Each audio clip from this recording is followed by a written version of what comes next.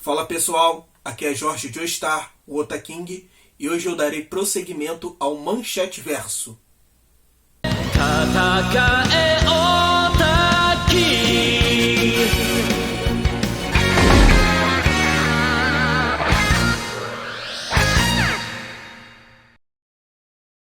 Como dito no vídeo anterior, a editora Abril foi atrás da Toei e comprou os direitos autorais dos heróis de Tokusatsu que passavam na Manchete e começou a criar suas próprias aventuras, dando continuidade às séries e expandindo os seus universos, criando assim um universo compartilhado pensado muito antes da Toei se aproveitar disso. Um verdadeiro MCU, Universo Compartilhado da Manchete. Como Jaspion era a principal estrela, marca e título desta revista, ele era o personagem mais independente desse universo, mas também era o centro do mesmo, e chegou até mesmo a ganhar um crossover com outro universo que eu vou falar mais tarde.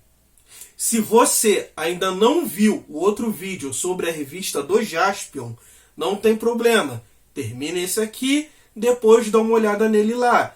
Os vídeos podem ser vistos independentemente. Ainda na revista do Jaspion, Boomerman, Changeman, Flashman e Maskman ganharam suas próprias histórias.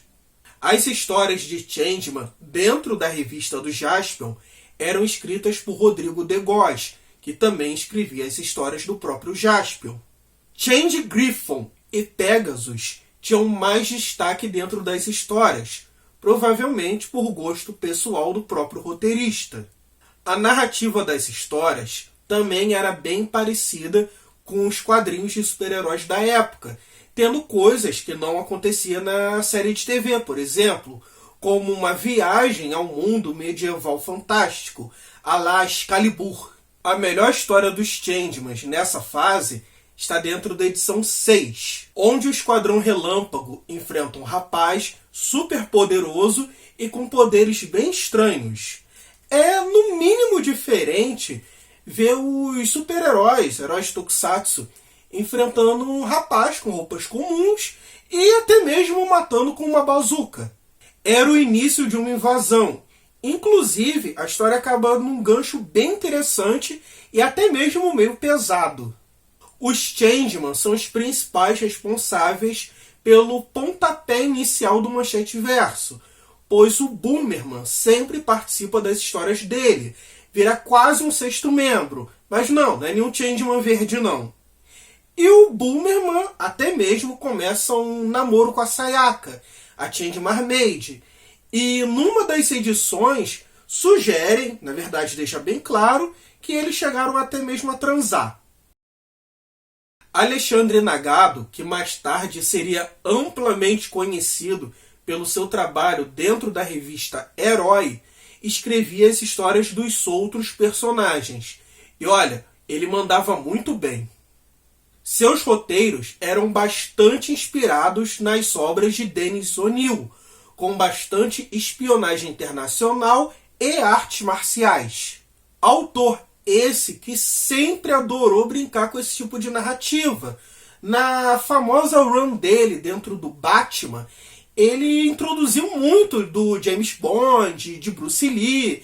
Inclusive ele criou o Ra's al Ghul e a Liga das Sombras, que eu considero o ápice desse tipo de narrativa. Jim Starlin também gostava desse tipo de história, e ele foi inclusive um dos criadores do Shang-Chi.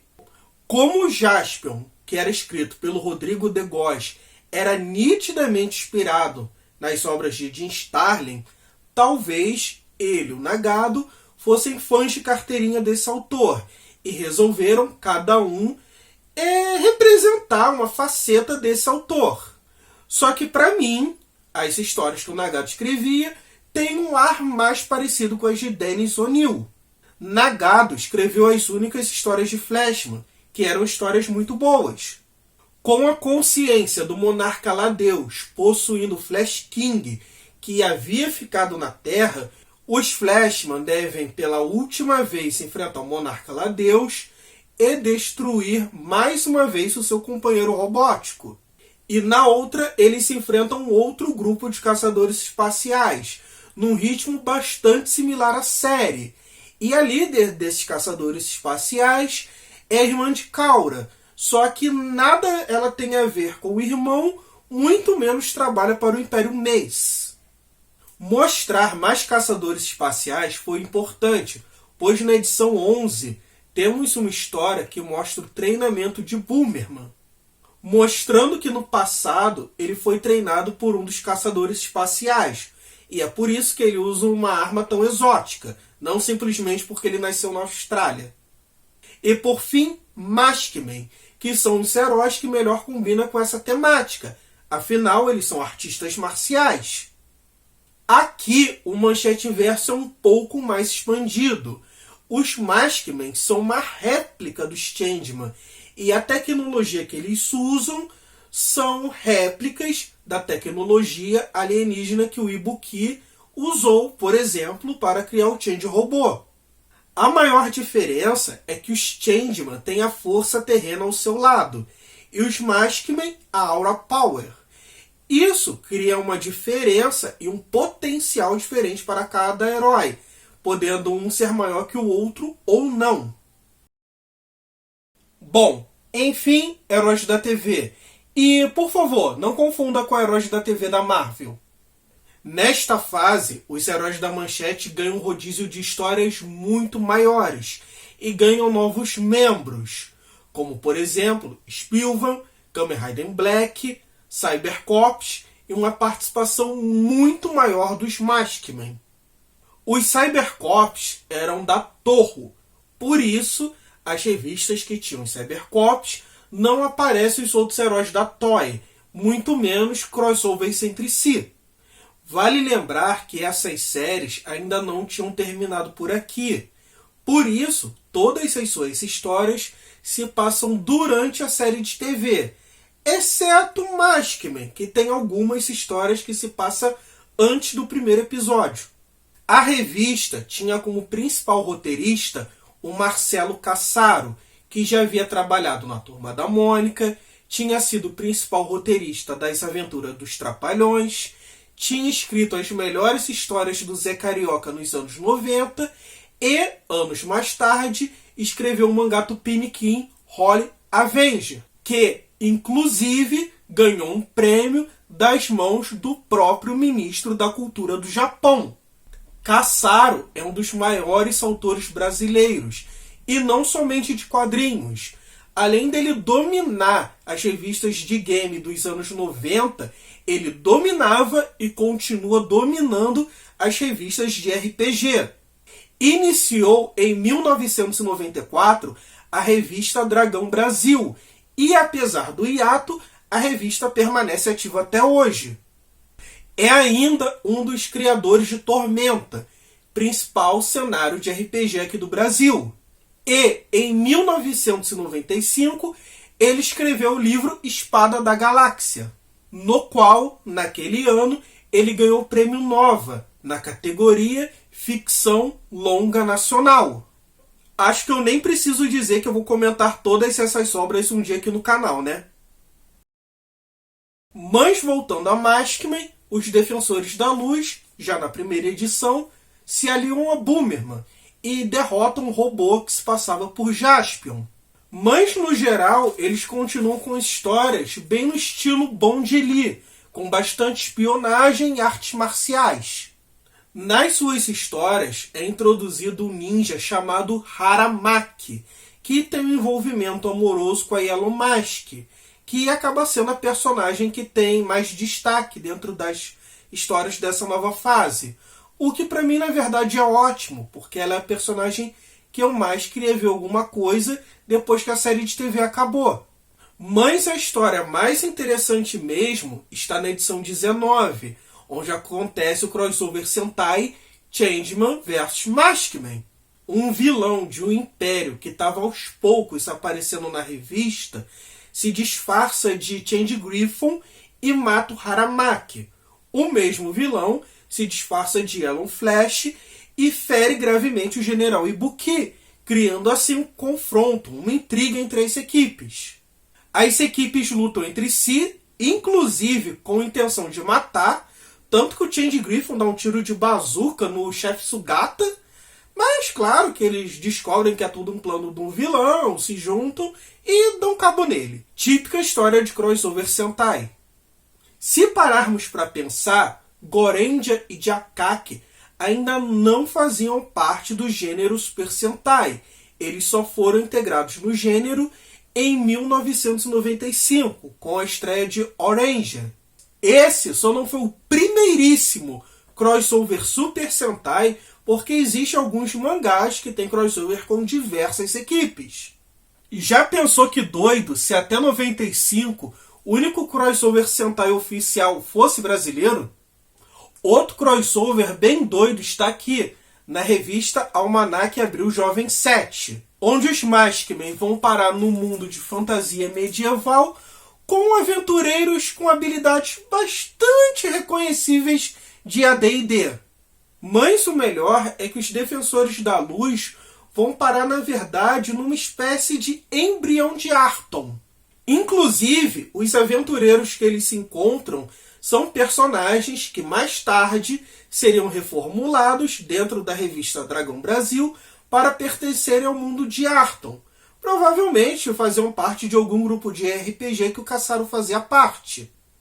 Vemos, por exemplo, Tascan, um guerreiro que tem como uma montaria um grifo e um dragão metálico como inimigo. Também vemos Raven, uma feiticeira misteriosa. E temos Galtran, um ladrão que mais tarde seria reformulado e seria um dos protagonistas do mangá Holy Avenger. E os crossovers não param por aí. Nas edições 10 e 11, Jaspion encontram com os Metalianos, uma espécie biometaloide que aparece no livro A Espada da Galáxia, que eu citei anteriormente. Todos os elementos que aparecem nessa história também aparecem no livro, o que só mostra que o Kasaro estava maturando essa ideia já há algum tempo. É muito legal ver que a estreia dos Metalianos, na verdade, se deu na revista do Jaspion, e não no seu próprio livro. E essa, sem a menor dúvida, é a melhor história do herói dentro dessa nova fase. Jaspion e Changeman têm cada vez histórias mais interligadas dentro da Heróis da TV. Tanto que na edição 5 mostra que os Changeman guardam relíquias de batalhas de outros heróis, como, por exemplo, o braço do McGaren, que foi amputado na última batalha contra Jaspion. O braço está emitindo uma energia estranha e McGaren acaba ressuscitando, assim como seu pai fez na revista anterior. O Esquadrão Relâmpago, com a ajuda de Boomerman, tentam impedir, só que fracassam miseravelmente. McGaren volta para o seu planeta, dá uma lição no seu irmão mais novo, Ansorgos, e arquiteta um plano para aniquilar de uma vez por todas Jaspion e Changeman, para assim limpar o seu nome de uma vez por todas. O plano dá certo, Jaspion incapacitado, só que McGaren não contava com uma coisa. Os Changeman vão à sede da editora Abril, pedir ajuda do Marcelo Cassaro e do Watson Portela, respectivamente roteirista e desenhista das histórias. Simplesmente uma das histórias mais doidas que eu já vi. Por que choras, Grant Morrison?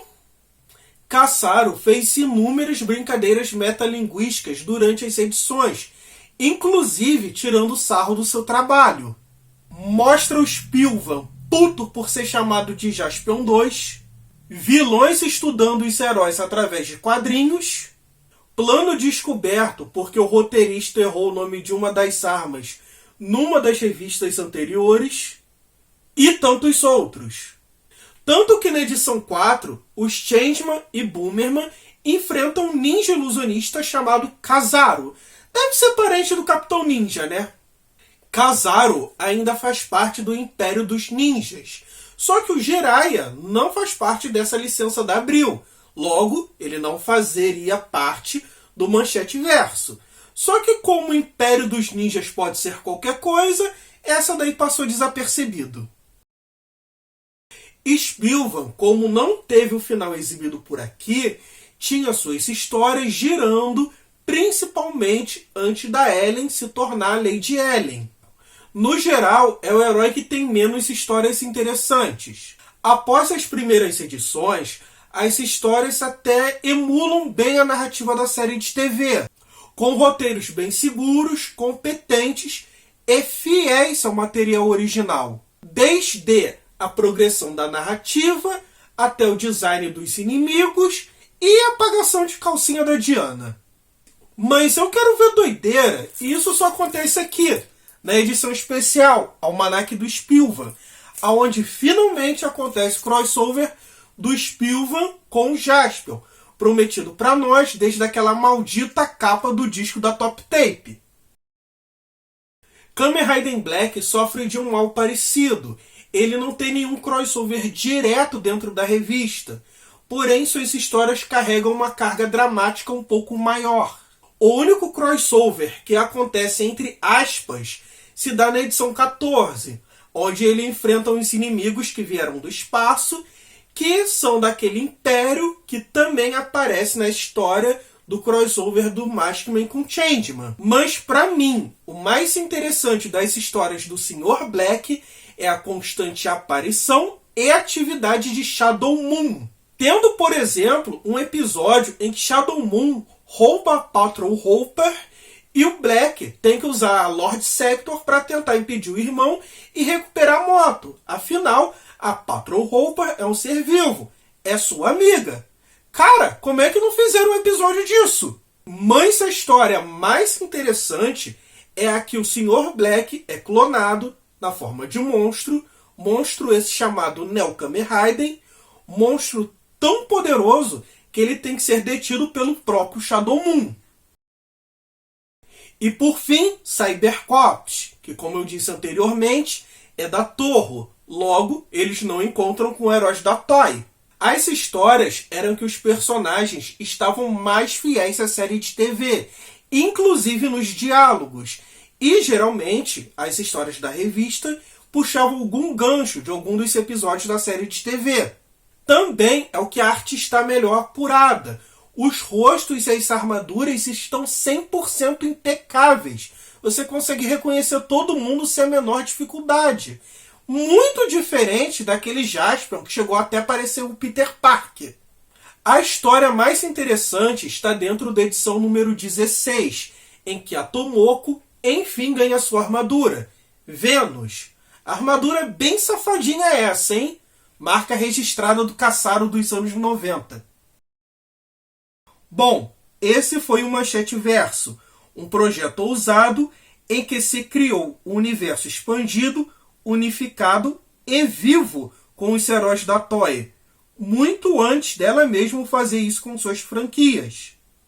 Bom, se você curtiu, se inscreve aí, porque muito em breve eu vou falar de mais Toku quadrinhos, como por exemplo, Change Kit, Spectreman da Block, os outros quadrinhos da Ebol, Power Ranger, mesmo os que não foram lançados pela Boom Studio, e claro, também vou falar de todos os quadrinhos que o Caçaro escreveu. Então é isso, se você curtiu, falou! É isso aí, pessoal. Se você curtiu, deixa seu like, se inscreva, compartilha, comente. Se você não gostou, dá dislike, compartilha em grupos que você acha que também não vão gostar, me xinga nos comentários, se inscreve para ver as próximas merdas que eu vou falar. E é isso aí. Falou!